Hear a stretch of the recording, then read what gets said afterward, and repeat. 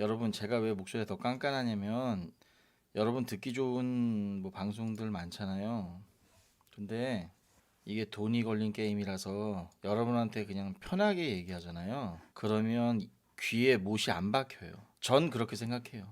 부드럽게 다 하는 것도 좋은데 이게 돈이 걸린 게임인데 좋은 게 좋은 거라고 하는 방송들이 굉장히 많아요. 좋은 게 좋은 거다 해서 이게 될 게 아니에요, 주식시장이. 근데 대부분은 여러분들 주말 동안 많은 유튜버 경제 방송들 보셨죠? 제가 오늘 여러 가지를 얘기하겠지만 지금 얘기해 드릴까요, 여러분? 20년 걸 얘기해 드릴까요?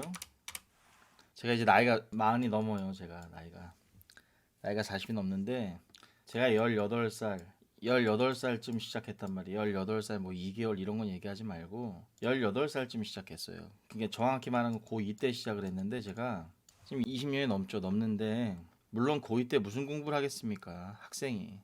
그리고 대학교 때도 뭐 무슨 공부를 하겠냐마는 여러분들은 제 경험을 듣는 거예요.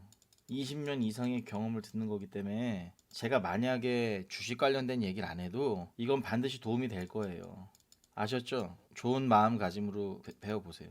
제가 40살이 넘으면서 느껴지는 게 뭐냐면 제가 어렸을 때는 사실 워렌 버핏이라고 하거나 뭐 이런 사람들 보면 뭐 피터 린치나 뭐 이런 사람들 거 보면 진짜 이거는 꼰대에다가 말 같지도 않은 기본적 분석 뭐 재무제표가 기본으로 바탕으로 하면 이 사람들은 재무제표를 기본으로 하잖아요. 이런 거를 이제 무시했어요.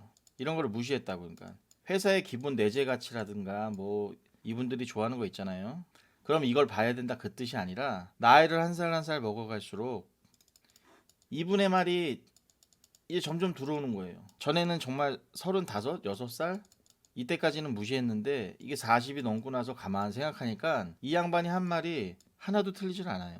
여러분도 언젠간 반드시 느끼실 거예요. 여기 지금 주린이 분들부터 여기 한 4, 5년 차 되실 건데 제가 지금 하는 말은 뭐냐면 여러분 일주일 동안 여러 유튜버를 봤을 거예요.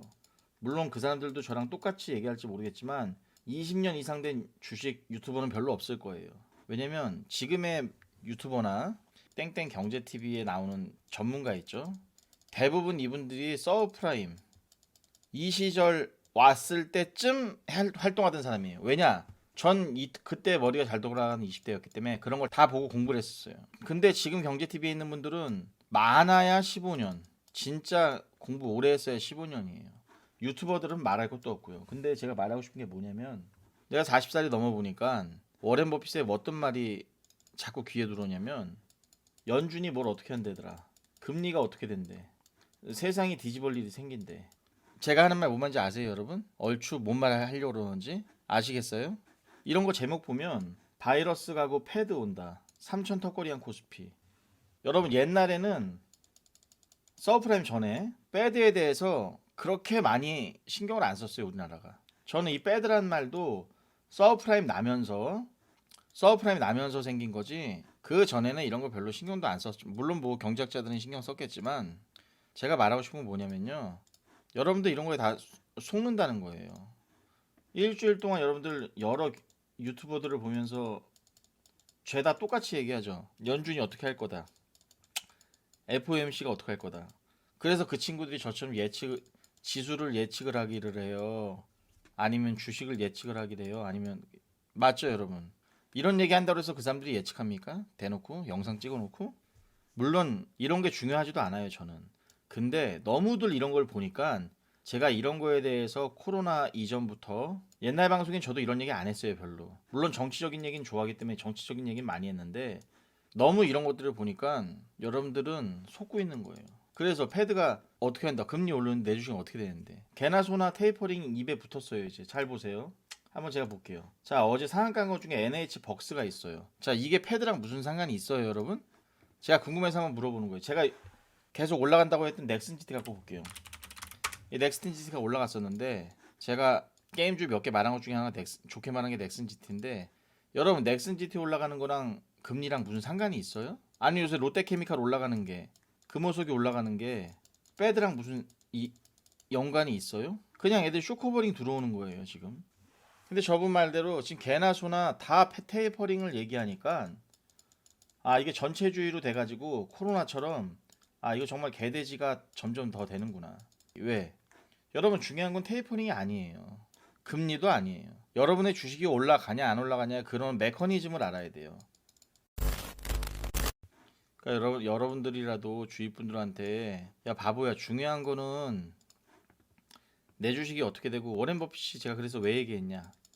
워렌 버핏이 얘기한 게 뭐죠? 내 농사가 잘 되는지 안 되는지 그게 중요하지. 연준이 뭐라고 떠드는 거요? 시장이 급락하는지 급등하는지 나는 신경 안 쓴다.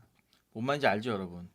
저는 이분이 옛날에 왜 그런 소리 했나 했는데 이게 맞아요. 연준이 뭐 하는 게 무슨 상관인데. 내 기업이 씨를 심고 수확을 할 때 많이 수확했나 적게 수확했나 그게 중요하지. 전혀 시장하고는 상관이 없다는 거예요.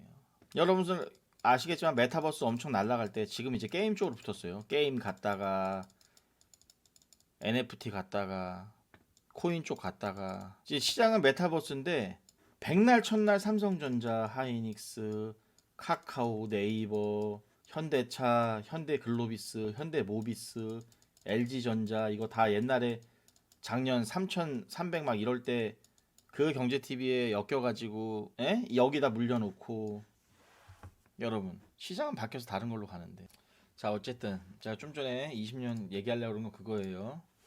제가 20년을 겪어보니까 여러분들 너무 시장에 대해서 겁낼 필요가 없어요. 왜냐면 시장이 쿵 빠져도 올라갈 주식은 반드시 올라가요. 그 올라갈 주식을 살 노력을 해야지 시장을 맞추려고 한다거나 그러니까 어느 정도의 이런 지식이 없는 상태에서 그런 거를 들으면 여러분들이 겁내서 주식을 못 사요. 못 사고 좋은 선생님을 빨리 만나는 것도 하나의 도움이 될 수 있고요.